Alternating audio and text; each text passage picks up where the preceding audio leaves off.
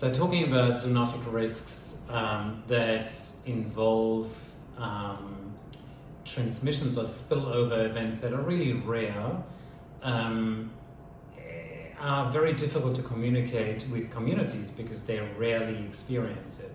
So we can come with scientific evidence, and they often don't really believe in the existence of this risk because they simply don't observe it. So one way to approach such a situation is to develop a simulation model.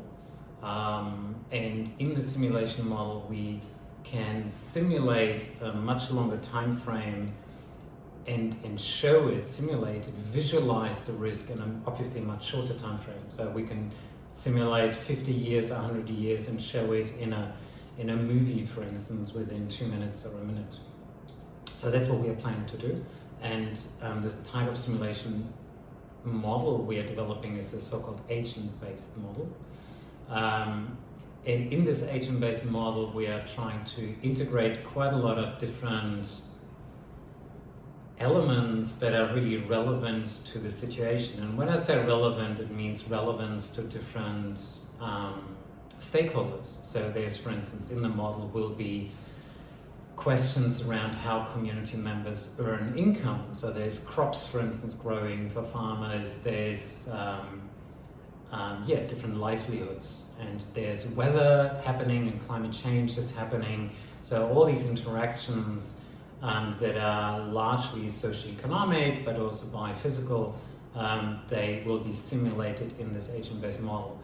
Now what we will add to this agent-based model are different animal species that are relevant for the zoonotic risk that we are really focusing on. In the case of Cambodia, for instance, SARS-CoV-2 or coronaviruses. So we're looking at species like, for instance, bats, but also other wildlife species, peri-domestic species and domestic species. And like, for instance, peri-domestic species would be, for instance, rats and cats. So we simulate their behavior and how they interact with humans in a space, so in the actual realistic space of their habitat, in our two focus areas in Stung Treng and Battambang in Cambodia. And the interaction between these species and humans, largely through their livelihoods, like guano collectors, hunters, rice farmers, and so on. So this will allow us to simulate this interaction, and with this interaction, the zoonotic risk. And once we have it, we can add different intervention scenarios, so strategies how we can reduce the zoonotic risk, if possible, eliminate the zoonotic risk. So that's the goal of the model, and there's actually two goals. The first one I mentioned was to simulate and to visualize this very rare risk and how it occurs and the patterns. And the second one is to allow for testing how efficient are different intervention options. So we take then this model to communities.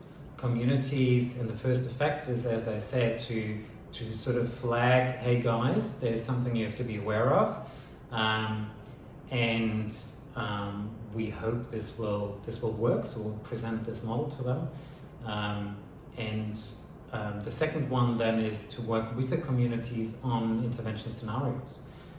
So once they really accept this risk,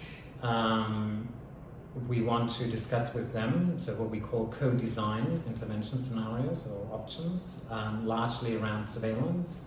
So how could, there is already now a surveillance scheme which some people believe could be improved. So we want to use the model to help co-designing a better and improved surveillance scheme, and maybe other intervention options, management options. And then we want to plug in these again back into the model and test how effective are these changes, and test by how much pretty much zoonotic risks could be reduced. So could we change, for instance, a 1 in 10 year event to something like a 1 in 50 or 1 in 100 year event? So that's the goal, or those are the goals, and that's the process relevant for the agent-based model development.